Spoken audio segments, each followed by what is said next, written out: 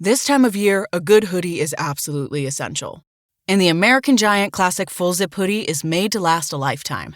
With timeless style, heavyweight fleece, and durable details, you can depend on it for years to come. Snag the hoodie that will bring you comfort for life, the American Giant Classic Full Zip, and save 20% off your first order at american-giant.com when you use code CLASSIC24 at checkout. That's 20% off your first order at american-giant.com. Code CLASSIC24. If you're a facilities manager at a university, you know students rely on the cafeteria for breakfast, lunch, dinner, and the occasional late-night snack. So when a dishwasher breaks down and dirty plates pile up, the mess hall can turn messy in the blink of an eye.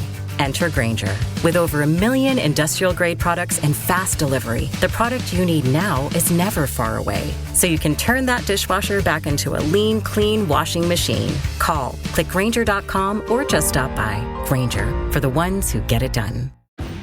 At your job, do you ever have to deal with a nose roller? How about a snub pulley? Well, if you're installing a new conveyor belt system, dealing with the different components can sound like you're speaking a foreign language. Luckily, you've got a team ready to help. Grainger's technical product specialists are fluent in maintenance, repair, and operations. So whenever you want to talk shop, just reach out. Call, click Grainger.com, or just stop by. Grainger, for the ones who get it done. Live at lunch. You are looking live. Live at lunch. Live at lunch with Ott and Hanny on 104.5 ESPN, Baton Rouge. What the hell's going on out here? Now, here's Jimmy Ott and Charles Hanagriff. Yeah, for some reason or another, you sound a little taller on radio. Is it live? Is it live? Is it live? Is it live? Is it live? From Roca Pizzeria on Government Street at Mid-City, welcome to the Thursday edition, the second show of the week here for Live at Lunch. 104.5 ESPN Baton Rouge. I'm Charles Hanagriff along with Jimmy Ott. Taylor Sharp filling in back in the studio for Jordan Kitchens. Whew. Where's Jordan? Gentilly? Huh? Probably on the other side of some West Bank? Closed roads, if I had to guess. Our favorite bougie Holy Cross Tiger? Uh-huh. Yeah. The last 2 days kind of, how do you put it? I don't want to say surreal, but something I've never seen here in Baton Rouge. I don't think anybody has. No, Charles, nobody in their lifetime has seen this. Not in this city. Not around here. Not in the whole Deep South. We saw some pictures from everywhere from Destin to Biloxi and here, and everybody just riding it out. I'm glad the roads are clear so we can hit the bow this weekend now. Yeah, and we getting kind of back into it after just 2 days of being cooped up. Watched a lot of college basketball, man. Freaking Ole Miss, man. Golly, man. Jeez, close out a game. If you had the lead last night in the Southeastern Conference, you probably didn't finish with it. All three games, the team that led for 99% of the game lost. South Carolina to Florida, Ole Miss to Texas A&M, and Arkansas to Georgia. All of the home teams led. All of the home teams. I'm sorry, that's not right.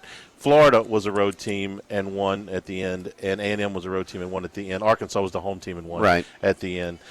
But if you were sitting there on the lead, felt pretty good for most of it, you got beat. What's the deal, Charlie? Are those bad beats?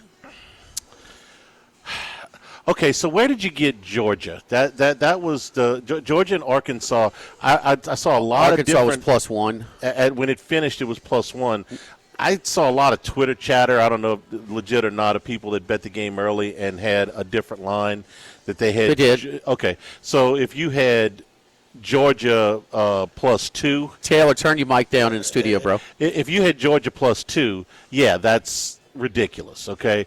If you had Georgia +1 or something else, is that a bad beat? He was going to free throw line. He had a free throw. He made the first one. The second one, make it, miss it, okay. But to get a putback the way that you had it, if you had Georgia +2, that's a bad beat because you don't expect it to be a make free throw, then a missed free throw, then a putback with 1.8 seconds to go. So if you had Georgia +2, that's Yeah, that's bad. Okay. There's ever been a bad beat that you couldn't hedge out of. And I was on the phone with a friend last night, and he had – is that Taylor? Yeah. Taylor, turn your mic down. Turn your mic down, dude. I've texted you. Come on. We can hear everything. With 1.8 seconds to go in the game, you're at the free throw line, and it's a 1-point game at that point. Yeah, and you got to put back for 3. But what I'm saying is, once you see the run coming, it's at home. You know, the crowd gets behind you. That in that game, I'm like, no, as long as they're up double digits. But as soon as they get to single digits, I don't know, 20%, 30%, 50%. I mean, you've got to hedge / middle. And I mean, it's just there's never been a bad beat you couldn't hedge out of. And I thankfully, when it all was said and done, my first hedge on A&M was, well, that was in when we got later, so I could hedge again. Yeah. And so I got out of 70% of my bet.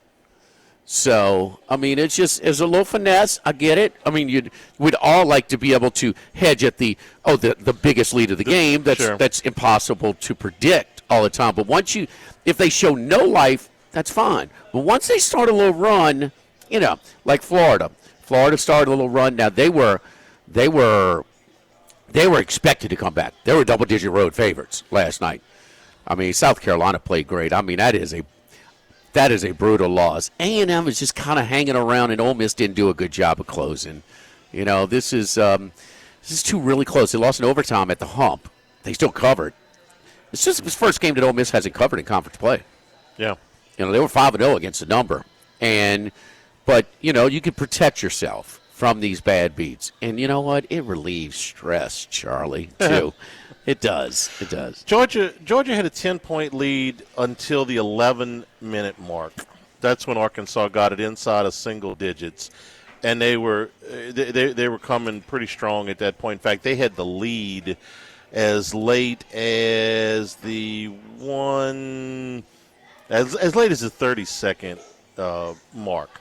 So, you know, you can hedge, but you can't hedge at, you know, the last minute, like you said, with 1.8 seconds to go. So, but I don't know that a lot of people got it at Georgia +2. Georgia plus Arkansas as a 1 point was a lot more common, it seemed like to me.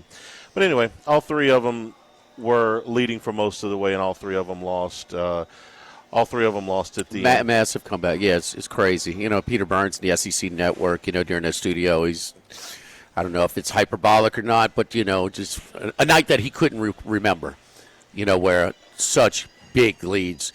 What was the biggest lead for Georgia? About 15, 16? 14, it sticks in my head, but it might have been 16. What was the biggest lead for South Carolina? Double digits? Yeah, they were double digits, and they had a 7-point halftime Ole Miss lead. had double digit, right? Yeah.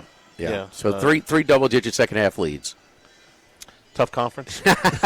Oh, good teams all over the place. I just thought Ole Miss was better. I think they're better than Texas A&M. And to lay 3, I'm going to give 5 for home court advantage. You know, I mean, these home courts are worth 5 in the SEC this year for the most part. I mean, even South Carolina last night, Charlie, That was a real time atmosphere. They're a helter-skelter bunch because they played they played Auburn really close, they played Florida really close, and then there's been some games. Clemson. They beat Clemson, and then there's been some games where they have where they've been blown out. Mm-hmm. But at home. Yeah. I mean, LSU is not a 5-point home court advantage. It's not. I mean, the crowd. I mean, I'm not trying to be. I mean, we're not trying to bang on McMahon or whatever. But I mean, it's not. It's not the same as Rupp was Saturday, even though they lost against Alabama. It's not what Auburn is. Pretty much any time they play anybody of consequence. Mm-hmm. You know, I mean, it's not what Florida is right now. It's not even Arkansas. They haven't totally given up there. I mean, that's a. No, they lost Boogie Flan. They found that out a couple days ago. He's going to be out for the year. The terrific freshman who damn near beat LSU almost by himself at the end of that game. They're going to miss him for the rest of the year. One of their best players. So I thought going against them was reasonable, and they haven't played very well. We've talked a lot about them. This is not Calipari's not doing a great job there right now. Maybe they'll play their way out of it, but losing Flan is a big but deal. Is Georgia? I mean, Georgia's a tournament team, but is Georgia ready to go on the road and win conference games? So here's where I erred on A&M. So Wade Taylor, who's their best player, who had missed, I think it was 4 games. Okay, came back against LSU, first game back after 4, shot the ball terrible. He was 3 out of 13. So you know me, the horse race analogy. Second race back, okay. That one game you needed back to get rid of it. He didn't shoot the ball well last night at all. He was 2 for 12, so he is 5 for 25 from the floor since coming back. I thought he would be better last night. Something to watch the next time A&M plays. If Taylor gets back to normal, you think A&M's better than Ole Miss? Or I think it's close. I think it's close. Okay, if they're close, and it's a short line. Yeah, 3 instead of 5. Yeah, it's and I didn't play the game, by the way. You know, but Chris Beard, how many double digits second half leads has he coached and lost? Probably not very many, but the solid defense they play. Right. But I wanted to watch the game. I didn't have a play on it because I thought that Taylor would be better second game back, and he wasn't. So maybe it's third game back. Maybe it's I don't know. What was A&M? What was the story of their team last year? They were Houston light. Yeah. They would just throw up bricks and they would pound the glass, and they were really good in the offensive glass. But part of it is they're used to going after offensive rebounds because they're such bricklayers. They hit shots down the stretch. And if they're hitting shots, I mean, you know they're going to defend. But still, I mean, Chris Beard just doesn't give up, man. And at home? No. And I mean, you don't think they're – I mean, they're at that building's about, 3 years old? I mean, they're excited. This is – arguably Ole Miss's best team they've ever had. It's a little older than that, but yeah, it's still one of the newer. It's one of the newest in the league. Yeah, they built that after Auburn. Yeah. Way after Auburn. Your boy that came from that went to UTEP came from UTEP. Tony Battie. It was new for him. I think that arena's 10 years old, but yes, it's new. The Pavilion? I think it's about 10 years old, but I could be wrong. It's new. By SEC standards, it is very new, okay? Compared to Coleman Coliseum, compared to Stegman Coliseum, compared to the Pete Maravich Assembly Center. Compared to all of them. It's the newest. Texas is in a new building also. January 2016. 9 years. 9 years, okay. So it's been there a minute. But, yeah, no, they've – I read somewhere that most tickets they have sold since the Marshall Henderson year, which is the last time that – well, you had really something that, why would I watch Ole Miss basketball? Well, Henderson, full of crap as he was, could play and got the crowd. He was a love to hate him, go to root against him type of guy. That was the last time you had this. I'll never forget I was doing a Saturday show, and I had Hunt giving me a scene setter. I think it was like a 10 a.m. to noon or noon to 2 p.m., and LSU was playing right after, and they were playing Ole Miss. So I just Hunt, and Hunt was just kind of fresh in, but he was just so funny in his dry way of saying, because watching Marshall Henderson during warm-ups, I just don't think this is a guy that a whole lot of people like. Well, you're the opponent, of course, but I mean, how many times? And they just lost. I mean, they beat Georgetown, and then they lost a big lead. Was it to Purdue? I mean, they were a whisker away from going to the Sweet 16. But he was a reason to watch, okay? Love him, hate him. Yeah, but this team's better. Oh, this team is way better, Yeah, this team's better. They got a better coach. And this team, a way better coach. It's a better team, and it's... Name me a reason to watch Ole Miss basketball between Marshall Henderson and Chris Beard. No, even when we talk about the legendary Gerald Glass and Chris Jackson game where both went for 50. That was that night in Oxford. 35 years ago. I mean, that's Sean Toohey in The Blind Side talks about he's got the net from winning the SEC tournament and beating LSU back in like 81, 80-ish, something like that. Maybe 79, 80, 81, somewhere in that range. Yeah. I mean, because Michael Lewis, the author, was a Newman graduate, so right. I mean, there were classmates at Newman, but they have none. Zero. They have zero. They have less history in basketball, way less than football. And they got none in football. Since Johnny Vaughn. What's the other thing that they're known for? Runs. No. In basketball, there's one more. I just like saying runs, Charlie. I know you do. There's one more thing that Ole Miss is known for in basketball. But Glass, Henderson, this team, and they were on the losing end of the Valpo. Yeah. That team was probably the highest seeded team. They were like a 3 or 4 seed.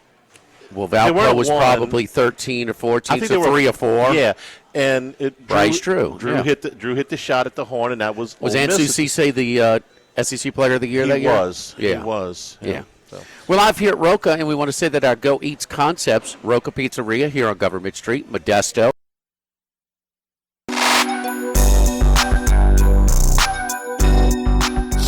Live at lunch with Ott and Hanny from Roca Pizzeria on Government Street on 104.5 ESPN, Baton Rouge. Show's available on demand, LouisianaSports.net, 104.5ESPN.com. We have a new podcast up on next week, the Handycast. You can check out the video of the guys at LSU got in the transfer portal on the last one, and we'll be back. Got weathered this week a little bit with our operation, so we'll be back with that on Monday. Hadn't been with you since Monday because of the weather, but they did play a football game on Monday night. Ohio State wins the national championship by 11 points over Notre Dame.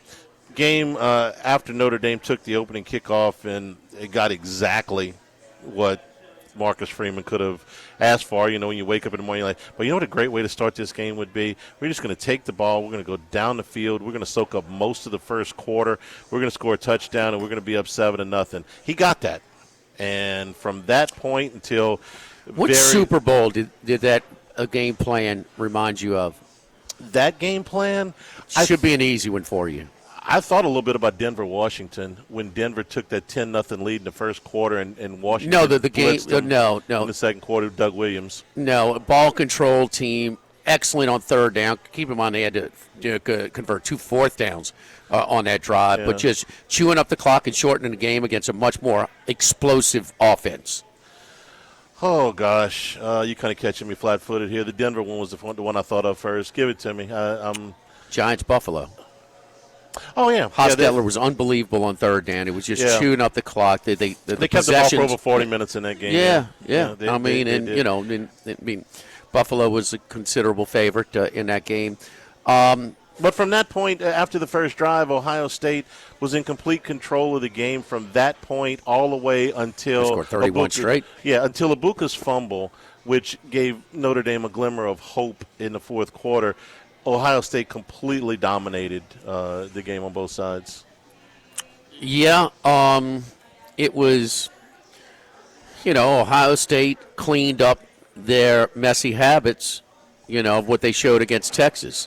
And we talked about how they went and took the opening drive down the field, but the next 3 drives in the first half and the fourth in the second half, the penalty yardage was the difference in them extending the drive or punting. And guess what? Well, they didn't have. They went down the field and tied up 7-7, which much more ease. And I think that kind of slapped little brother, up beside the head. So yeah, that's impressive, but these yards are way easier. And it just and maybe they got a little panicky. I just thought it was a psychological blow. Because they didn't have any penalties, and all of a sudden they started having some penalties. And Notre Dame is not an offense that's going to overcome penalties in this matchup. But Ohio State eliminated theirs. The next possession, touchdown, no penalties. The third possession, 14-7. The third possession, no penalties, touchdown. Their fourth possession, touchdown, no penalties. They get the turnover, or the turnover on downs. I think it's when the fake punt was 31-7. That was the first drive of the second half for Notre Dame. And, that's like, okay, we know your practices. We know you used it. But they're not stopping Riley Leonard on the quarterback power on 4th and short. Just run that. I mean, you can use that later. You're not catching anybody by surprise down 31-7 and punting when you haven't stopped it. But what happened when they got the ball right there, Charles? They had a penalty. Guess what? They had to kick a field goal. And so at that point, I thought Ohio State lost their focus in their killer instinct. They were up 31-7, and Notre Dame did not have a first down since that first drive. Is that right? Yeah. Okay, they were 3 and out every time. Yeah. Wow. 4 and out with the punt. But, they didn't have a first down, so you had completely dominated the game. And, they lost. I didn't recall that. Even more so. So but but Riley Leonard plays a lot of heart. I think this team plays a lot of heart. They're going to have some pros, but they don't compare. Their roster is it's better, but it's not that much better than what Brian Kelly had. Okay, they're better, but it's still this Notre Dame team would have had troubles against the two Alabama teams they played deep into the playoffs and the Clemson team. They would not have won those games, but they don't quit and they play hard. They weren't the better roster when they played Penn State. Penn State's controlling a line of scrimmage and still came back and won the game. They were at a quarterback. That wasn't at the quarterback. That was a big mismatch there. But it's and so you. And I'm kind of like, wait a minute, Notre Dame, moral victory. I'm hearing a lot of that. I don't know, man. I mean, there's just you won 3 playoff games. I can't give them too much credit for beating Indiana at home when they're playing nothing but for a moral victory. You're not even going for it at that juncture of the game. But the best team, the best roster won. It's crazy that the spread for most people was 8.5 or 9 or even 9.5 that day. And the 2 2-point conversions, I mean, you needed Notre Dame to play one play of defense to cover. One play. Because they just ran in the line, -1 on 2 plays, 3rd down. And then when they got down there, they ran in the line, they ran the ball again. They weren't even trying to do anything. One play. You could have given up 30 yards. 35, 28, 27. He couldn't give up 60. Were you surprised he kicked it? Yeah, because I didn't You think there's more of a chance of them block scooping and scoring than going 85 yards in a 2-point conversion? I wouldn't have left it up. I would have left the issue up to my defense that had played that entire game. Okay, I was surprised that Ohio State kicked it. I was surprised that Notre Dame tried to field goal 2 possessions, the possession before that. But yeah, I would have left that issue up to my defense, which for most of the game had been dominant. I was also surprised that they threw the deep ball on the 3rd down. That wasn't a call. I mean, you go up to the line. There's no way coverage. on 3rd and 11. I'm like, hey, we're throwing a fly, but But that's one of those. It's a player, not the play. You see Jeremiah. That's poor by Freeman. Come on, man. You can't leave that guy by himself. There was like an orange cone out there against the most gifted receiver he makes a calculated gamble there. He says Ohio State's going to run the football and punt. Charlie, it's an automatic. Yeah. That was not the play when they broke the huddle. And there's no way. He makes a calculated gamble and it backfired on him because they see Jeremiah Smith in man coverage and say, we'll take that all day. You could still bring pressure and leave a safety. You could have. I mean, zero man. And it's not without risk. It's not like Howard is guaranteed to put a 50-yard pass on the money or that Smith may not. Well, he's not going to drop very many. But you still got an outside chance there. He thought they were going to run the football. And actually, I kind of did too. I thought that it was 3rd and 11.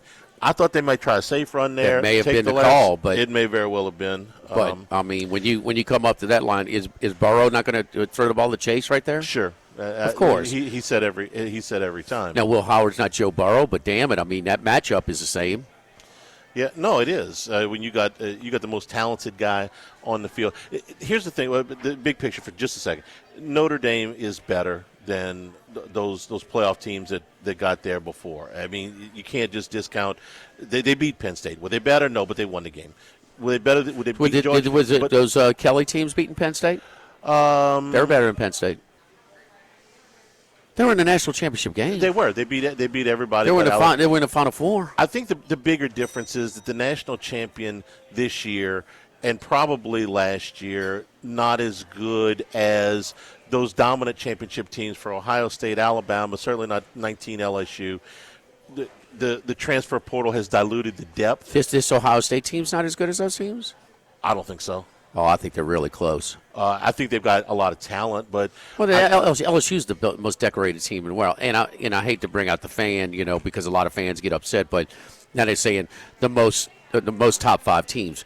Well, they're taking into both. They're taking.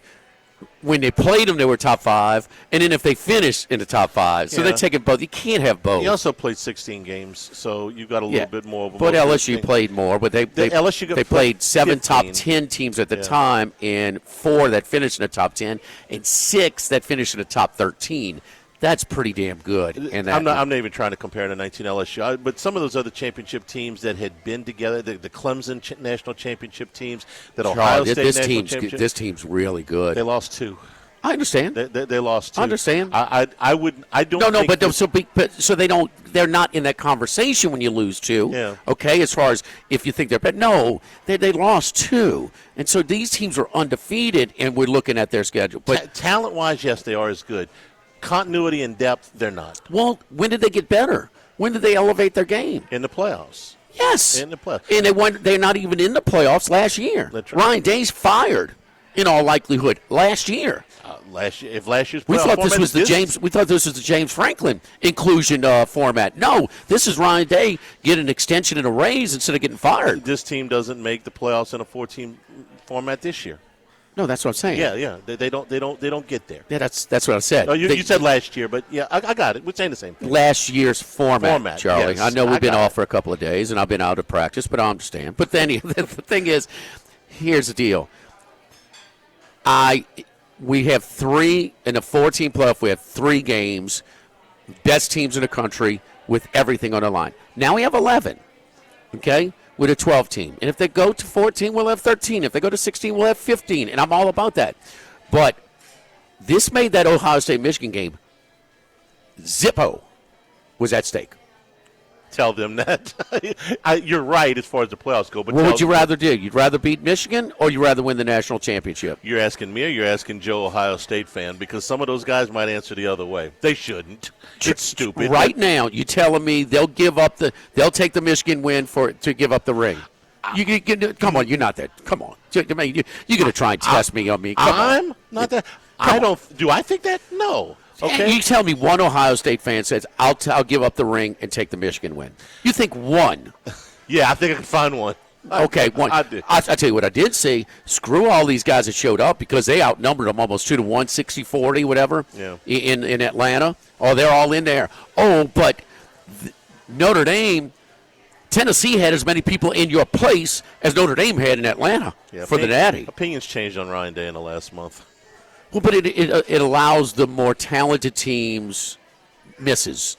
Yeah. And this was this was a more talented team. They were the most. Nobody's arguing that. And they got a mulligan. They got a mulligan. Don't forget our friends at Legacy Title. Chad Reynolds, Legacy Title for all of your real estate closings. 296-0060. Full.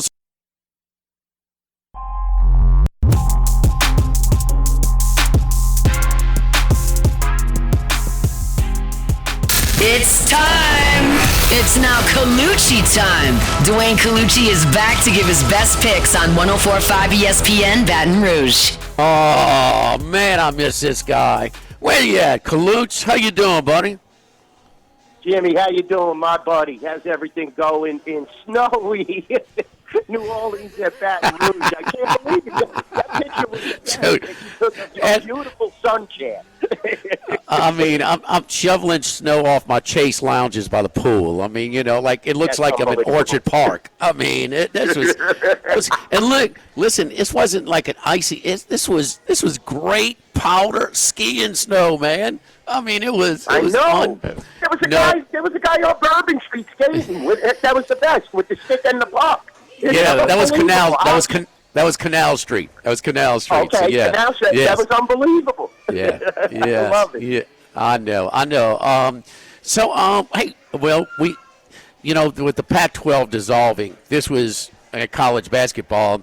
We missed those 6 games, and whether they're playing in the ACC, the Big 12, or the Big 10. I mean, none of them are playing usually. They give us one Big 10 game, so we're really light. So give us some hockey picks, man. What we got in hockey tonight?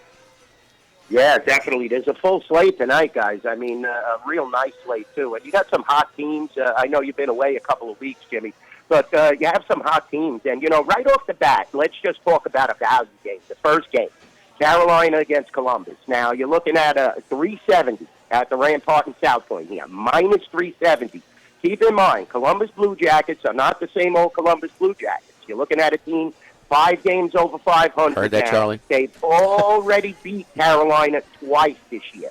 So now they're looking for the sweep. Now, even though it's very difficult, guys, to win 3 games in a row against a team look at that value. You've got to take a chance here with Columbus tonight. Even if you take the puck-and-a-half, I mean, it's good value just because the team is playing so well. And you can see that the game has been bet up 70 cents. We opened this last night at 300, and now it's 370 just because everybody is buying into that trend. Kaluch, it's 395 at our local spot here. 395. That's unbelievable. Yeah, so if you're looking to bet the favorite, we had a deal at a Century at 370, but I'm telling you, take a little action on this dog. Take a little +1.5. There is no team that should be 4-1 against a team that is 5 games over 500. I don't care how strong Carolina looks. Carolina each and every year goes to the playoffs and cannot beat the New York Rangers. So keep that in mind. Also, the New York Rangers, very hot now. They're starting to pick it up. They're starting to feel the pressure of New York City and the media. They have been, they were touted to be so much better, possibly a Stanley Cup, threat this year. And they started off so slow. Igor Shesterkin with the contract. Chris Kreider isn't playing well. But now they seem to have found themselves, I should say, in the last few games, ever since that Montreal game, they've stepped it up. They've won 3 out of 4 now.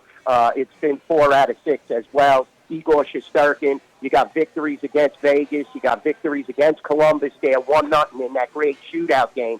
So definitely there's some value with the Rangers. I think the Rangers are going to be a tough out tonight. -150 at the Rampart in South Point. I'm sure you could shop around and get a little less. I'm seeing 146, 149 out there. So there is definitely some money to be made in that game. Next game on the slate, Montreal Canadiens. Guys, how did this franchise turn this team around? This team now is playing at an incredible level. And it's hard to fathom with such a young core, but they do have Lane Hudson, who is the front runner for the Rookie of the Year. You have Jacob Dobish now, who is one of the top rookie goalies out there. He's on a 5-game winning streak. Samuel Montembeault will be in the pipes tonight, in between the pipes. So you're not losing much there. Montreal has just been phenomenal and on fire, guys. Let me pull up this winning streak for you guys, so I can tell you right now. Montreal has been fabulous. They have won 4 out of 5. They have won, before that, there was a 3-game winning streak. So you're looking at about 7 out of the past 9 they have won. -125 on Detroit. Naturally, the home ice advantage is giving you a little there on a 500 team. But Montreal should be able to get the job done tonight. They've been riding high. Patrick Laine, power play goal since he... So... Colucci breaking up a little bit with us right now as we continue to hear from Roca. Did we lose him? Colucci, you're back. Okay, go ahead, buddy. Okay, so now the Vegas Golden Knights having trouble now, guys. They had trouble with this St. Louis team, just the other night. They weren't able to beat them. St. Louis opened up a big lead, lost now 5 out of 6, the Golden Knights, 4 in a row. Now you're going to St. Louis. I mean, how could you be laying 145 in this position, to a home team? St. Louis ain't all that great. You're hoping that Vegas can rectify.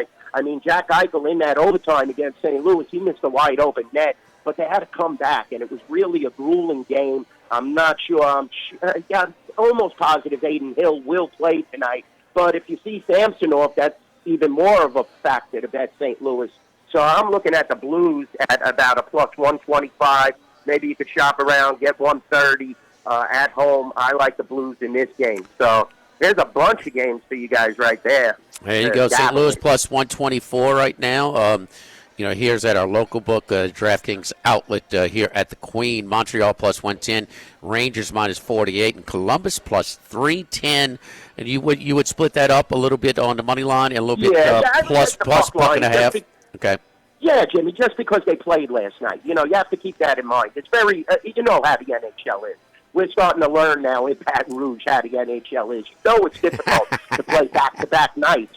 This is basically football on skates, and that's why I always say these guys are definitely top athletes in the world and top conditioned NHL hockey players. So very difficult to play on a back-to-back, especially against the best team in the Eastern Conference currently, but Columbus is definitely capable because of the youth that they have on that roster. Yeah, there you go. To Columbus won in Toronto last night, 5-1. All right, so tell me, where was the final action for you guys on Monday night with Ohio State in Notre Dame? Little Notre Dame action? Yeah, we did. We got a little buyback on that. I had a few customers that were betting nickels, not nickels, I should say $5,000 bets on Notre Dame straight up on the money line. So I was kind of shocked at that, but we started to get a lot of Notre Dame buyback. It looked like it was a total whitewash, but then in the second half, Ohio State just they tried to, I guess, play somewhat of a preventive, call it that, in college. And Notre Dame started to chip away. They had an excellent chance to cover that game. And the way we booked it, we were sitting in a pretty good position. It really wouldn't have been a tremendous factor. It would have actually been a little better if Notre Dame did cover the game, just because you take down all of that Ohio State, action on the parlay from even prior games, earlier in the playoff and, in the NFL playoffs, I should say. So, that game has been up for weeks, and you take down a lot of parlays on Ohio State if they didn't cover. But what an exciting game, I'll tell you. Definitely Notre Dame is very, very well coached. I will say that. But I always say, the team with the most probable NFL players usually wins the national championship when you get down to the final two teams. And that did play out because Ohio State does have a lot of kids with potential there. Colucci, I know that Chris Andrews, your partner over there at the South Point, said it was not a great safety taken by Kansas City to put that thing from 11 to 9 and sort of get middle there. Was it the same thing with Philly Rams? Falling 6, where it was 5.5 or 6 for some times, but closed 6.5, 7. Yeah, anytime you get middle or sided, guys, definitely when you're refunding half of the money and, you're basically gambling on one side, it makes it difficult because, we try to survive off the big. Everybody knows that. That's how you book, basically football games. But, that was rough. You never want to see that come into play. But, Andy Reid, he does some quirky things. There was still time left on the clock. And, yes, anytime we get middle or sided and you see the game go from 6, 6.5 in that range, and the game lands on 6, it definitely becomes difficult as bookmakers on our side of the counter. So, yeah, you saw Chris tweet that out. Everybody, the bookmakers made a call. Yeah, no, we didn't make no call. I mean, that. And I love Charlie loves that meme too. But we don't have a backbone here. We don't have it straight to Colin Farrell and the Penguin and Batman there. Look, Lucha, with the legalization outside of Nevada, sports gambling, it's made it way more mainstream. But also, we're in a beginner's mode for a lot of the customers as well. But looking in hindsight, it was a 5-game football weekend with the 4 divisional games Saturday and Sunday, and then the national championship game in college on Monday. But looking back, every game the teasers both sides hit, minus that Detroit game with Washington. So, man, how damaging would it have been if Washington doesn't pull the upset? Yeah, it could have been really a nightmare there. That's a great point they bring up, Jim. We definitely made out on that Washington game. That took down, that was the public favorite. And when you take down, you have the average consumer getting taken down by a game like that. Everybody had teasers and parlays and moneyline parlays with Detroit. Nobody thought it was possible. I'll be honest with you, that Jaden Daniels could come in, and definitely I'm going to be buying him a cocktail because, he saved us. And he's a Baton Rouge guy, so we can find him down, near LSU campus. I'm sure he'll be celebrating next year when you guys return to prominence. But, Jaden Daniels has a big game up against Philadelphia coming up. The initial reaction was because of the Jalen Hurts, somewhat injury. People were pounding Washington, especially the Sharps. Now we're starting to see some Philadelphia money. But, yeah, that definitely helped us out. And it was a horrific NFL season for bookmakers here in Las Vegas. It was one of the worst that we've seen, guys. So, definitely we needed that. We needed that big upset, get Detroit out of the playoffs. We had a lot of future liability on them as well, just because they're a fashionable team. So it did help us out. Congrats there to Jaden Daniels. But 8, 9, 10 games in, Charlie, they were the best, until they got hit with the injury bug. I mean, they got hit with it really, really hard. So when you fly out, is Jerry coming out to Vegas to interview you, or are you going to Arlington to interview for the Cowboys job? Oh, geez, they're talking about Schottenheim, I think, already, aren't they? So, I don't know what's going on there. It's just such a confusion, and Jerry just wants to still play, like I said, Don Corleone, Michael Corleone, still with his fingers in the strings. It's unbelievable how this man will just not take a back seat after 25 straight years of losing, and the first and biggest mistake was the Jimmy Johnson mistake, and it just continues on. Look at the draft selections from last year, guys. It was pitiful. We have no young talent. The draft was pitiful last year. They have to find a difference maker. Now you have another year of Dak Prescott coming off an injury. It's going to be a nightmare as every team moves forward in the NFC East. And, if you ask me, guys, I would have told you were crazy. 2 NFC East teams are going to play in the NFC Championship. What are you guys smoking? What do you guys got out there? But it happens. It's unbelievable. Kaluch, we're out of time, man. You're the best. We appreciate it. Glad to hear your voice, and I appreciate the well wishes while I was going, man. While I was listening, it means a lot. I appreciate it, brother.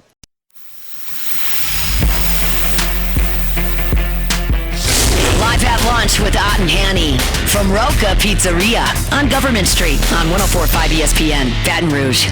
All right, quickly wrapping up hour number 1 over here. You know that Clemson LSU line has already come out the day after the national championship game on Tuesday. Already some respected action on LSU. The line has dropped from 2.5 to 1.5 at the Queen, our DraftKings outlet here in town. To preseason to win it all, they're tied with 8, 9, and 10th choice with Clemson and Tennessee. And preseason favorite to win the Heisman at FanDuel is Garrett Nussmeier. Plus 900. Reggie Boy Sellers. He was considerably further down the list. I don't have it in front of me, but I think when people start to take a real hard look at this LSU roster, you're going to see an awful lot of momentum. I said this 3 weeks ago. I got an article coming out tomorrow on LouisianaSports.net about it. I think you're going to really see when you take a good look at this roster, and you got the Heisman Trophy winner at quarterback coming in there, probable All-SEC, preseason quarterback. You're going to see a lot of support for the LSU Tigers, I believe, nationwide. You said the Heisman Trophy winner? Favorite. Okay. Did I say what I meant favorite? You know what I meant. A little early. You know what I meant. He doesn't have to win it for them to get a whole lot of preseason love. I think they'll be closer to the 5. Where's my boy Allaire in the Heisman? Live at lunch. Winter is coming, Baton Rouge. Stay warm and cozy with a new energy-efficient Rheem HVAC system from Capital City Comfort. This November, take advantage of special financing and expert installation on all new units.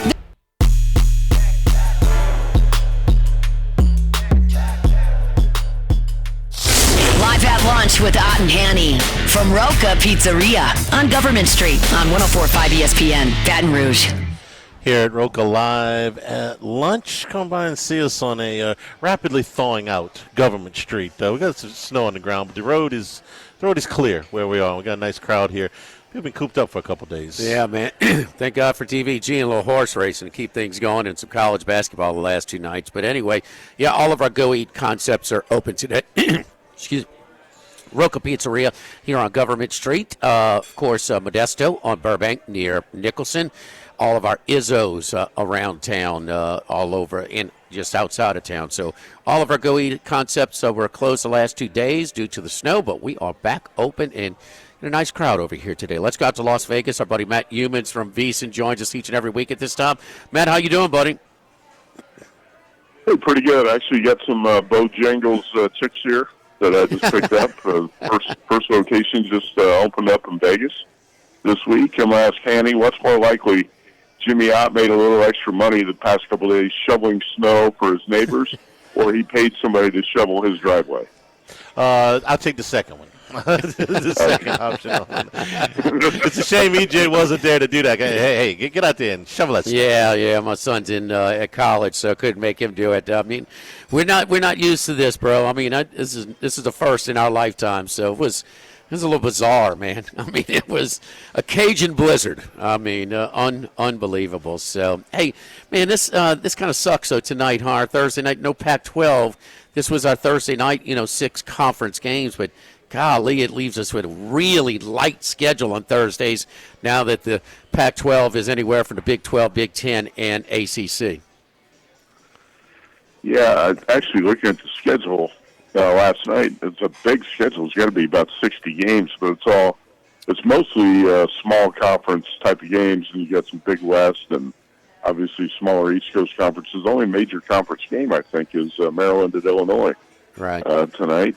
And I'll tell you what, after losing Ole Miss money line last night, I'm taking the day off anyway. That was sick. Oh, my gosh.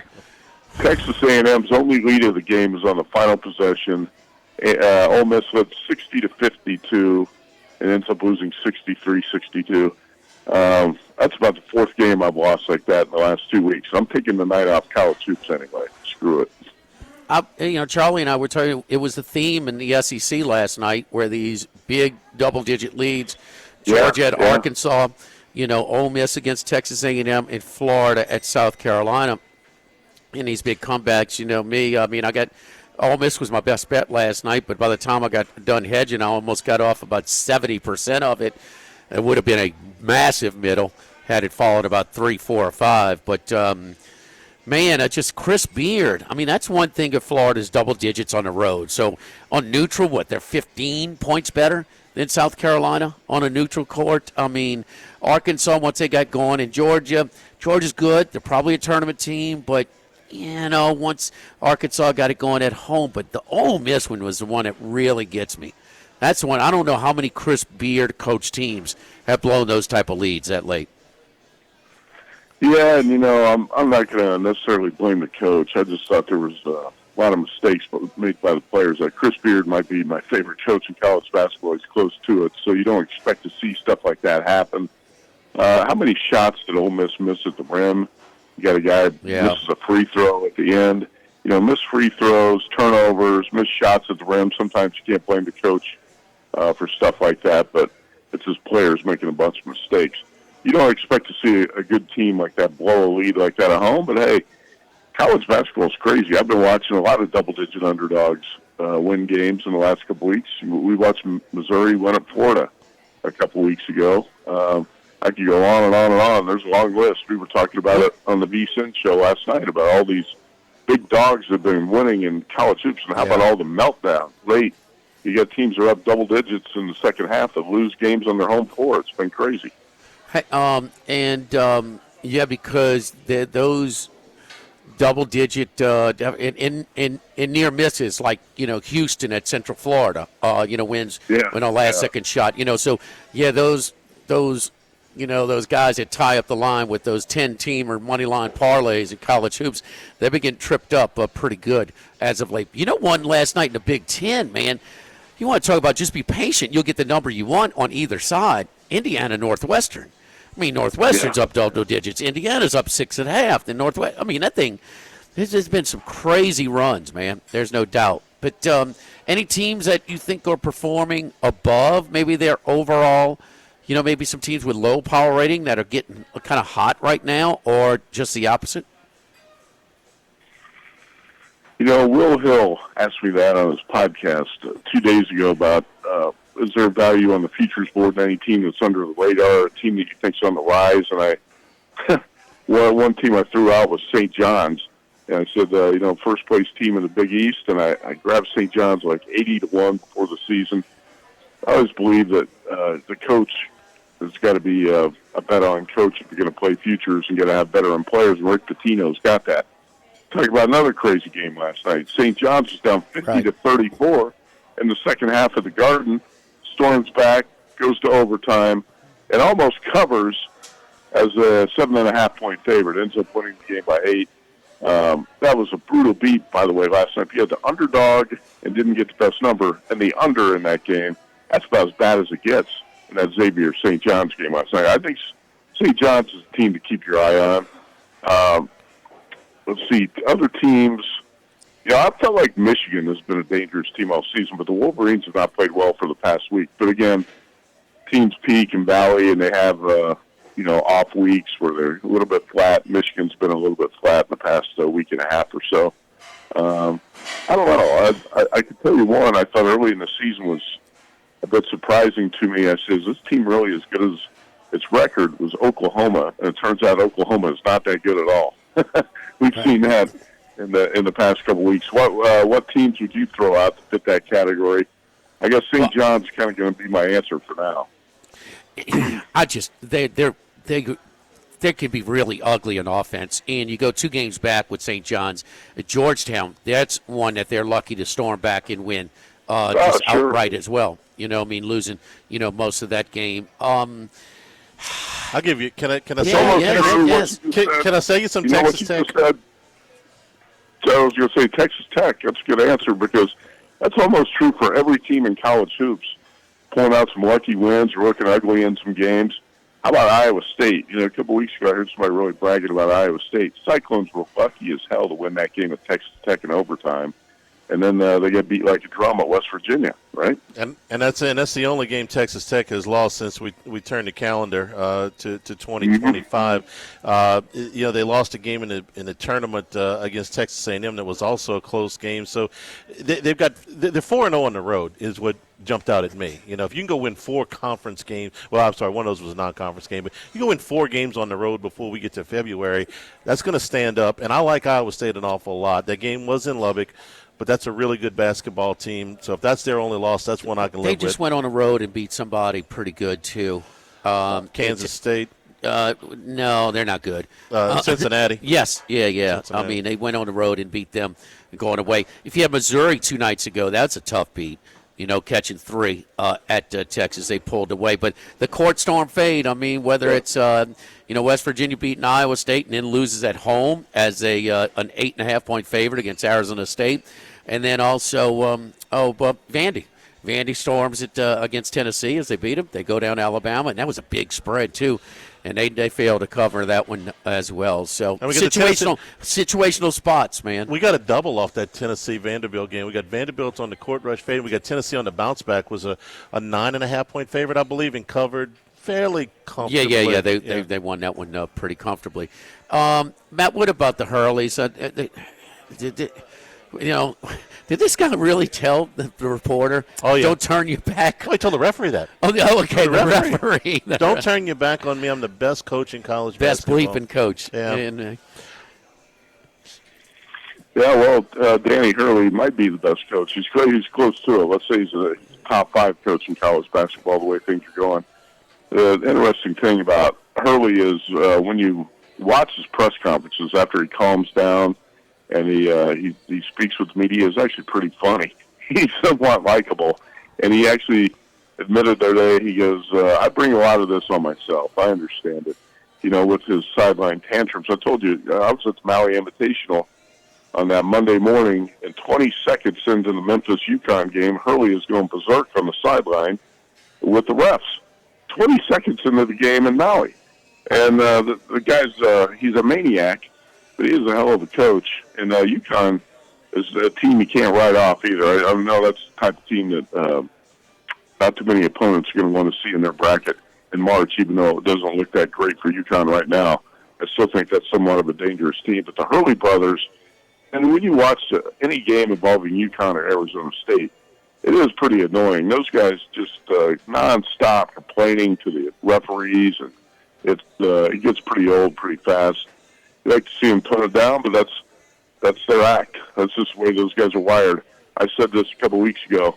Can you imagine what a disaster it would have been if Danny Hurley took that Lakers job? That stuff doesn't work in the NBA, and it wouldn't have worked with LeBron. That would have been a complete disaster in L.A. if Hurley was coaching LeBron and the Lakers. Actually, I would have loved to have seen it because it was an impossible coexistence. We're the last wrong. Yeah, those two. LeBron gets everything he wants. I forgot who was LeBron's coach when he played at Ohio State. I saw him cheering for his alma mater on Monday night. I can't remember. No, dude, you don't just get to claim a college that you never went to. But Matt, I never watched St. Anthony's in New Jersey play a lot of high school games, but I gotta believe the dad was pretty much probably, This is with their sons. Here's the common blood, because those are the two biggest criers in really just a-holes on the bench during the games, in college basketball. So I don't think it's about just. Is there a Bobby Knight comparison? Who the biggest villain ever in college basketball was Knight? Who also, like you talk about Hurley, you get him calmed down. He's one of the brightest, guys that ever. But getting him calmed down, when he was at his heyday was a chore, and he was the biggest villain and the best coach in college basketball. Is there a comparison between Bob Knight and Dan Hurley? No, he is a modern-day Bobby Knight. Yeah, just a little, not quite as abrasive with the players, but he's doing some things that are completely, out of line with touching other players and approaching other players, like Zach Edey in the national championship game, but. No, completely. But the one thing he is, did Bobby Knight get the most out of some of his teams? Yes. You betcha. Yeah. And today's college basketball coaches, Matt, tell us that, it's just sometimes you just can't coach these guys hard. When you're wondering why they're doing some really poor basketball IQ things, because you can't get on them and teach and coach them the way you could. At UConn, they have a culture where their players are coachable. I've seen two different rosters completely annihilate people. It wasn't just sheer talent. It was their execution and their commitment to playing defense and doing some of the smart things that winning basketball teams do, not just by chance, but because they're being coached. Yeah, the biggest difference between Hurley and Knight is that Knight was 6'5" and about 250, and he could intimidate people, and Danny Hurley looks like Gilligan. But you know what? What's interesting with Hurley is he's the first 4 years. A lot of people don't remember this, just because all the success he's had the last 2 years, 12-0 straight up in ATS in the tournament, and just rolling right through the two back-to-back championships. First 4 years, I think it was three. It was at least three. Might have been 4 years. Hurley was at UConn. Never won a tournament game. I think he only made the tournament once. There were a lot of UConn fans who said, "Hey, it's about time we get rid of this guy. He's not getting it done." That's kind of funny to think about that. No doubt. Matt, how do you see the two divisional games? The conference championship games this Sunday? Man, these are going to be great games to watch. I'm not sure if they're going to be great games to bet right now, but Jaden Daniels and the Commanders are obviously the Cinderella of the Final Four. You go back to Daniels in his last 2 years at LSU. He accounted for 78 total touchdowns, only 7 interceptions. And I thought that Brian Kelly did a great job. You can say what you want about Kelly, say he's abrasive, he's an a-hole, whatever.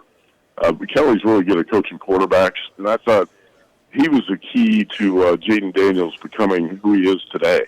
Because Daniels was not that good at Arizona State. He was not getting very good coaching when he was in Tempe, and that changed when he went to Baton Rouge. Well, he's really flourished with Cliff Kingsbury as his offensive coordinator in Washington. You look at the first two games in the playoffs, 304 and 350 total yards against Tampa Bay and Detroit. He's going to be facing a much tougher Philadelphia defense this week. And also what hurts the Commanders is Sam Cosmi, one of their top offensive linemen, right guard, is done. So they got to shuffle their offensive line. They got to protect Daniels against the Eagles' front seven with a different O-line. I love Daniels' maturity. He's fearless. He's mature. I think he's got the ability to go in there and win this week. The problem is, when you really break this down, I was writing about this last night, Eagles look better. Aside from quarterback, the Eagles are probably better at about every position.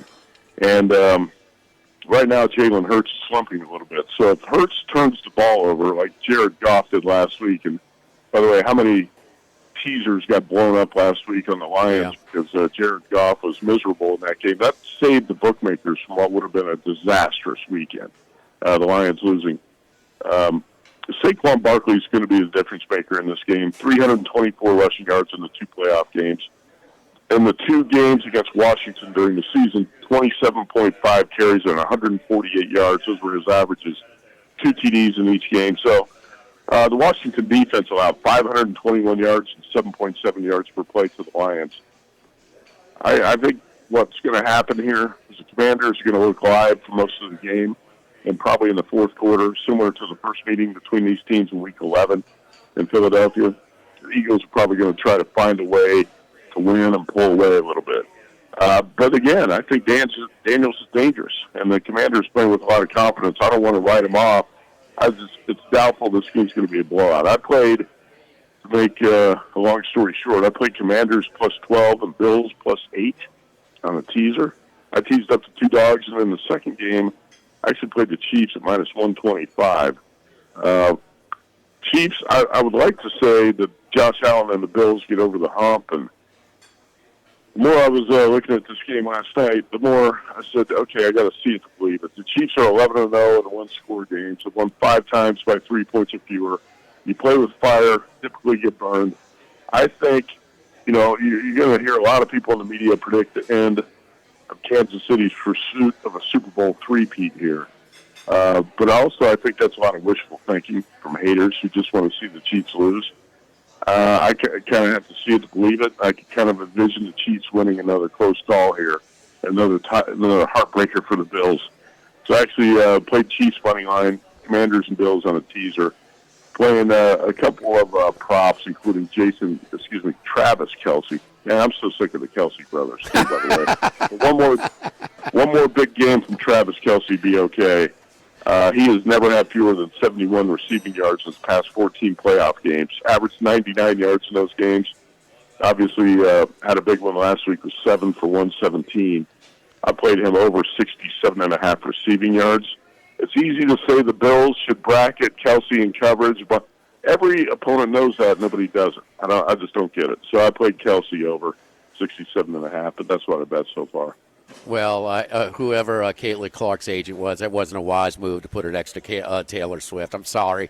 That's not going to do. You're not going to win over any fans. With that, we've more reasons to show the box. During the Chiefs games. I mean, man, enough you is realize enough. She's got about 1 billion fans that could give a flip about football. I mean, or basketball. Taylor Swift, I'm talking about. I mean. I'm talking about sports fans are tired of seeing the shots, and tired of the Chiefs. I get that. And then when Mahomes starts flopping and playing like it's World Cup, then there's just a lot of reasons for Chiefs fatigue. So she's stepping in at the wrong time. I'm sorry, she's got her haters already out there. The Swifties are.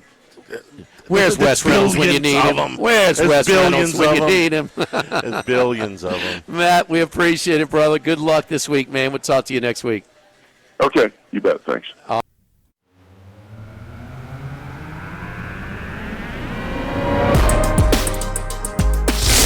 at lunch with Ott and Hanny from Roca Pizzeria on Government Street on 104.5 ESPN, Baton Rouge. And we're also brought to you in part by Coastal Capital Advisors, your full-service financial planners. When it comes to retirement, no two situations are alike, so your advisor needs to tailor a plan to fit your family's needs.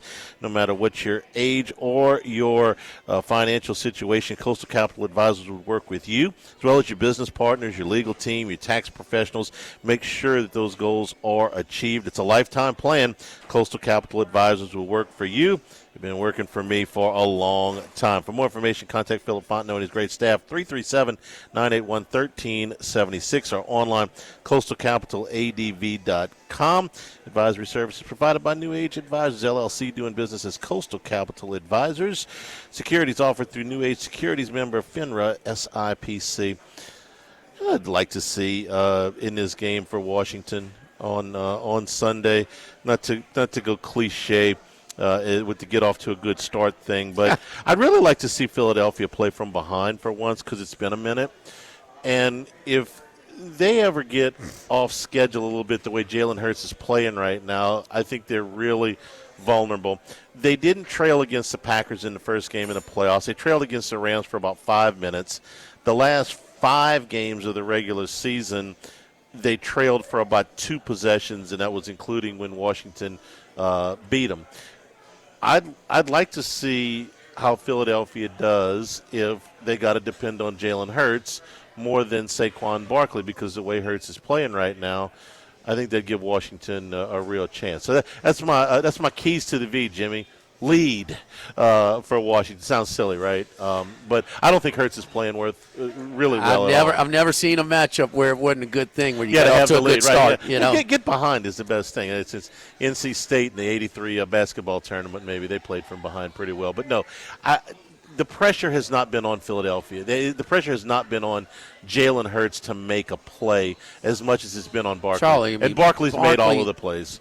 You know, I just, this is a team that has. Is Barkley any better this year than he was the last year or two? No. He's got a better offensive line. Yeah. You had. There's more things you have to defend. Exactly. The supporting cast. We talk about it all the time. I mean, if he got loose, he was gone. I mean, he's not any faster this year. No. He's not any more elusive. He's just got more space. A.J. Brown may be reading a book, but he's still out there. You still got to cover him. You got to cover Smith. Smith, a tight end. You got to cover Goddard. Tight end's a top 10, top 8 tight end. I mean, he's up, He went beast mode in the Packer game. Yeah, that was. You got to cover all those guys. Yeah, I mean, and the offensive line is, the running game. I mean, even when I just think it really told you a lot about their confidence right now in Jalen Hurts, how many design running plays they had for him in the Rams game. And he busted one for about, 40, 45, 50-yard touchdown, whatever it was. But you want to pick your spots. And, I mean, it was – and over the course of the year, they've had so many weapons, And the Super Bowl year, it wasn't the toughest schedule. It was just the way it worked, okay? But – I mean, they were beating teams so bad. I mean, it's 14-20-0. I mean, every game it seemed like, and rarely did they have to play. And even the 2 playoff games to get to the Super Bowl. And the Super Bowl, remember that was the one that was almost like they were playing on ice because the grass was so slick that nobody could defend, and they went up and down the field. But they beat the Giants at home, okay, and then. McCaffrey's playing quarterback for the San Francisco 49ers in the other game. Yeah, that's the 2 playoff games they got. So last year they lost to Tampa Bay, but, and this is – and the defense is really good. I mean, the defense in the first game against Washington, you think Jaden Daniels just forgot McLaurin's on his team? But no. They doubled him. They took him away, and they could get pressure with their front 4. And you got to think that, especially with an offensive lineman being down now for Washington – that's going to be the blueprint, huh? Yeah, and Cosme's really good player. Remember him back from his time at Texas. The last game that these teams played, when Washington made the trade with New Orleans, they traded for Marshawn Lattimore with games like this in mind. If they would have to play a playoff game with a big-time number 1 receiver, that they could put this guy on him. Well, they did that in the game in Washington. Yeah, it was either the first or second game Lattimore played for him. They put him on A.J. Brown, and A.J. Brown worked him. Yeah. Okay. Not only did he have 100 yards and a touchdown, but it was at least 2, if not 3. I think it was 2 pass interference and an illegal contact. So add another 50, 60 yards worth of penalties to what he had. Is Lattimore, is he over the hill? Is he just not as good? Is he injured, or a combination of 2? Yeah. But he's not at the level. All we had to see is a guy that he owned for his career. Work him over pretty good in Mike Evans. All right, so A.J. Brown gets all of that. Let's give him 50 more yards than he had in the game with the penalties. And Barkley had 150 yards on the ground, and he had 2 touchdowns. And Washington won the game, okay? Hurts had 143 yards passing in the whole game. Washington still won it. They had to come from way behind. Well, that's the game he got knocked out. He got knocked out, okay? How many did Pickett have? Pickett threw for about 150, 170? 140, yeah. Okay. 140. So they threw for almost 300. The passing game, I'm sorry, Hurts didn't have 150. Pickett had 150. They threw for 150 in the game is what I'm saying. Hurts didn't throw for any? He had 1 completion before he got knocked out. Is that right? 11 yards, yeah. Okay. So if you have those kind of passing numbers, the point is, Brown can have a big game. Barkley can have a big game, and they can still win if the Eagles don't have this. If Hurts doesn't have this monster game. Charlie, if Russell Westbrook shoots every time, he's going to have a good score night. They threw to A.J. Brown Pickett threw to him every play. It was like 15 targets. Yeah, that's a bunch. It was like the first 7 snaps of the game. Boom, boom, boom, boom. I mean, he was feeding them, and he really, I could think of worse approaches for the backup quarterback to have because he wasn't terrible, but it's such a it's such an outlier game. Hurts is down. Like you said, he one completion in, and Pickett, he's never taken a snap. With the Eagles. And Daniels had two interceptions in that game, which I think was his only. Was it his only 2 interception game of the season? If not, he protects. He's always protected the ball, even at Arizona State, even his first year. But the thing that Daniels took his step was his second year at LSU, because not just was he letting the ball go, but he was attacking vertically. Yeah. He was throwing a great deep ball and still protecting. Everybody wants you to attack vertically but still maintain your safety of the ball. But easier said than done. He was able to do it. He had 2 games where he threw 2 interceptions. That was one of them, but he also threw 5 touchdown passes in that game. Now, they weren't necessarily pushing the ball down the field. He was 6.5 an attempt, but they were scoring. So, he had some 4th down conversions with his legs. I know one was a 4th and 10, 4th and 11 with his legs. He ran for 81 yards in the game. Yeah. And that's been his approach in these 2 playoff games too. He's running. He's not hesitating. He looks like, and that's the way it should be when money time. No, you're gonna have to take a couple more hits, in money time. What's he rushed in the Tampa Bay and Detroit game? 50 and I'll get it for you in a second. But about 60, about 55 a game. 51 against Detroit and 36 against Tampa. Okay. So about 45 a game. 44. And very much looking to protect himself. In the Detroit game especially, there were a couple of plays. He could get out a little quicker against Tampa Bay. That guy got him on the sideline. I remember what play you're talking about. Pretty good. And he got thrown out of bounds against Detroit, which would have been called a penalty against other quarterbacks, but it wasn't. And I criticize him. I think it's rightfully so, because his play dips in the playoff time. I mean, Jackson has been he's been really good in the regular season, but in the playoffs, I mean, he's got a win against Tennessee and a win against Russell Wilson, Pittsburgh. He doesn't have some in Houston last year, a rookie quarterback. That's just 3 playoff wins. And, I mean, he's careless with the ball, both with the pick and with the fumble. I mean, he can't do that. But, damn it, he took a lick, and he's got 2 MVPs. He was way out of bounds. Way out of bounds in the Buffalo game. He didn't get a call. No, he didn't. I was speaking about a certain quarterback that plays in Kansas City. I understand, but shouldn't this guy get a little bit more of a benefit of the doubt? Yeah, you would That think. was a... But, hey, look, let me tell you something. It's a party of one, because you know who else doesn't get those calls? The cat in Cincinnati, who's also pretty good. He don't get no calls. He gets hit all the damn time. Late, face mask, high, low. He don't get a call either. Yeah. Don't forget our friends at K&M Automotive on Segan Lane. Jason Payne at K&M or all of your maintenance needs, whether it's oil changes, tires, brakes, AC repair. Don't need a whole lot of that right now, but transmission, you name it. Engine light comes on. You don't know what the heck is going on. You bring it in over to K&M, and he's going to take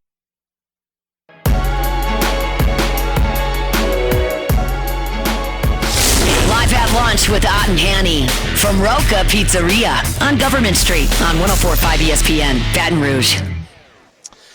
Here at Roca, live at lunch. Glad to have you with us here today.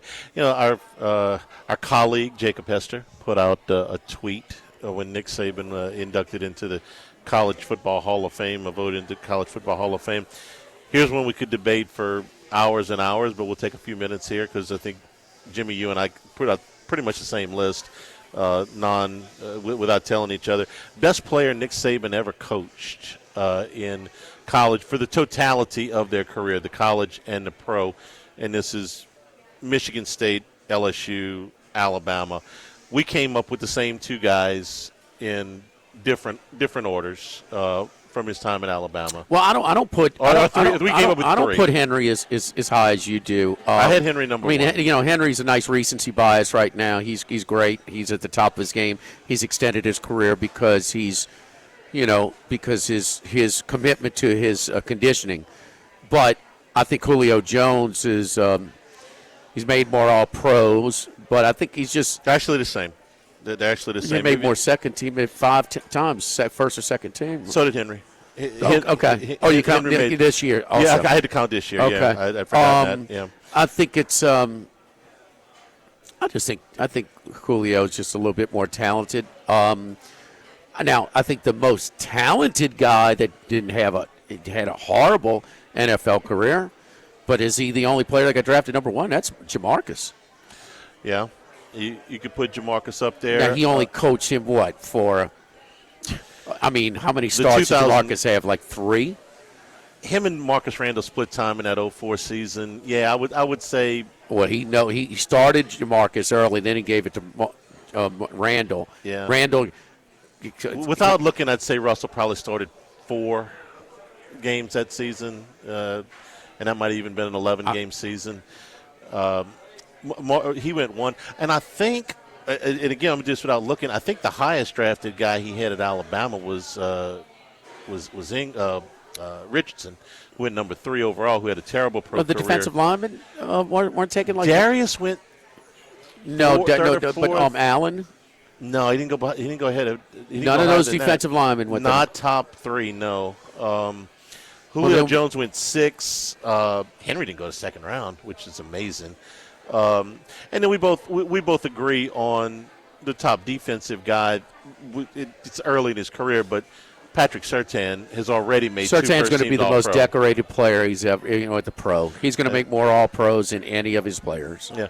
Of the guys that went before, I know all those linemen went first. I'll tell you who I loved and still do. He's still playing. Is Minkah Fitzpatrick was I think one of the best defensive backs that he had, and I think Will Anderson is going to have a terrific pro career. I don't know. He's good. Yeah, I don't think he's going to necessarily make more All-Pros than what Surtain will. At LSU, to me, the best player he coached here was Whitworth, and I can make a case for was Whitworth the most talented guy. He's pretty damn close. I would say that Michael Clayton could have been an All-SEC guy on either side of the ball. He was playing safety in that Cotton Bowl against Texas. I thought he was great. I thought Kyle Williams was great. Jamarcus, the talent, unmistakable. Josh Reed won the Biletnikoff, but he wasn't. I didn't put him as nearly as high as those other guys. He had a great career, obviously, but I'd have had Whitworth number 1, probably Clayton or Williams number 2. Williams had a much longer career than Clayton did in the NFL. Corey Webster? Corey Webster was another guy I thought about because Webster did play wide receiver early in his career. That Alabama game, he had 100 yards. If they had kept Corey Webster on the defensive side on the offensive side of the ball, he would have had a really good career. Would have played in the NFL at that position. But he was an elite defensive back. He was better on that side of the ball. Clayton, I thought, was better on the offensive side of the ball. Could have been an NFL safety for sure. And we agree on the best guy at Michigan State. Plaxico. No, yeah. I thought Plaxico was the name that came first to mind. Even though number 8 pick in the draft. That year. In Eli Manning, who they just had their 45-minute debate on whether he's going to get in to the Hall of Fame or not, because he had 2 Hall of Fame playoff runs, but he didn't have a Hall of Fame career. 500 quarterback. For his career, and so they weren't they weren't the most high flying. The weather has a little bit of something to do that. When it gets deep into the season, but heck, man, he made some big catches though in his Super Bowl runs as well. But he was drafted top 10. Yeah, number 8. He was really good. It's also the reason for Saban's media policy over the years. Probably the guy he spent the most money on was at Michigan State was a guy that flipped from Florida and Georgia to Michigan State, a running back from Florida, Cedric Irvin, was a big one. That was a nice little surprise on signing day. Who had the best career out of all of those guys was probably Mashin Muhammad. Yes. Played a long time in the league. Yeah, he was a return to kickoff in that first Independence Bowl, right? That Gennaro went to. It was him. Him and Kennison went back to back in that Indy Bowl in all of the. He had a long career with Carolina, a little bit of Chicago. I would say, a guy that you didn't mention as far as just flat out talent, a guy that could really, just a great talent. And then his career got stopped short because of the obvious. But Marquise Hill was a freak talent-wise. An absolute freak. And then Jamarcus, man.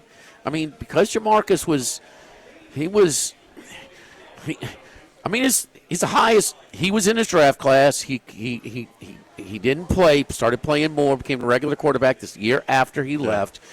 But man, I mean, you're not drafted number 1 overall if you're not good in college. Okay, I mean, he's still got the strongest arm. It's beautiful. Arm talent. Seen.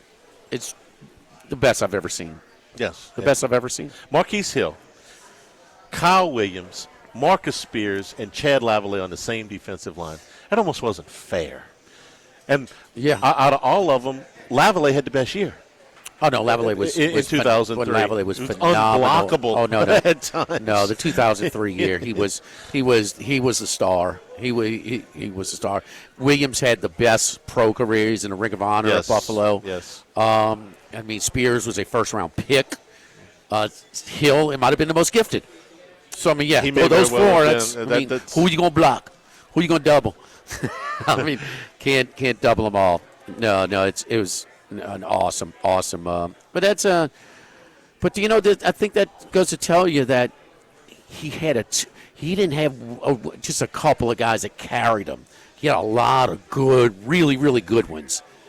You know what I mean? That led to his success. Yeah, just go look at the number of NFL players, not necessarily players that he had. Don't forget our friends at Relief Windows and reliefwindows.com. And, man, everything from our meatballs, the arancinis, to the shrimp aglio, Brussels sprouts, or the ultra-popular garlic knots. More than just pizza here at Roca Pizzeria on Government Street. Don't forget Workbox. Workbox Services can handle all of your movable storage needs, commercial and residential. Our shipping containers come in various sizes, 8x8, 8x10, 8x20, even 8x 40 feet, not just one size. These units can be customized for any use. Lunchrooms, offices, work sites for plumbers or welders. Dual purpose, part office, part storage. Climate control, shelving, lighting, using different materials, whatever you need. Give my buddy Martine Padilla on Workbox a call at 343-4886 and WorkboxLLC.com. I correct myself a little bit. Said none of the linemen went as high as number 3 out of Alabama. Marcel Darius was the number 3 pick, so was Will Anderson, the number 3 pick. So and so was Quinnen Williams, was all the number 3 picks. There you so go. Williams was the one. They did have some that went up that high. The memory fades. He had a good night bit. at Tiger Stadium. Yeah, it was like blocking a greased bowling ball. I mean, he just nobody could put you couldn't put a pad on that guy that night. It was rough. Not a lot of fun. All right, tomorrow we will be at Ruffino's. Get you ready for championship. Full weekend. lineup, local lineup. Y'all practice next. Don't worry. Yeah, no, everybody's back. Hunt to share Marshall Henderson stories. He loves it. You think he? Hunt. He spent the 2 days watching movies, right? That's what. He might be worse than me in movies. It's close. Yes, close. He's right there. No, I did see some pictures of him and his son. Oh, I bet with the little guy, snowman. man. Yeah. It was. Yes, it was indeed. nice. It was cute. Come on over here at Roca. The happy hour from 2 until 6 Tuesday through Friday. Thanks to Taylor coming in. Yeah, he made it. He lives closer, I think. Jordan, you sure? Yeah, I think a little bit. Half off all of your house cocktails, all of your draft beer and glasses of wine. It's Tuesday through Friday from 2 until 6. And tomorrow we will be at Ruffino's. Looking to get back to Ruffino's, man. Miss Ruffino's. Oh, you've been a while. I've been a while, man. Barry the bartender's been missing you. So. I bet he has. Thanks to Taylor Sharp for pitching in today. For Jimmy Ott and all of us here at Roca, I'm Charles Hanagriff saying thank you and good afternoon. Stay tuned for Hunt Palmer.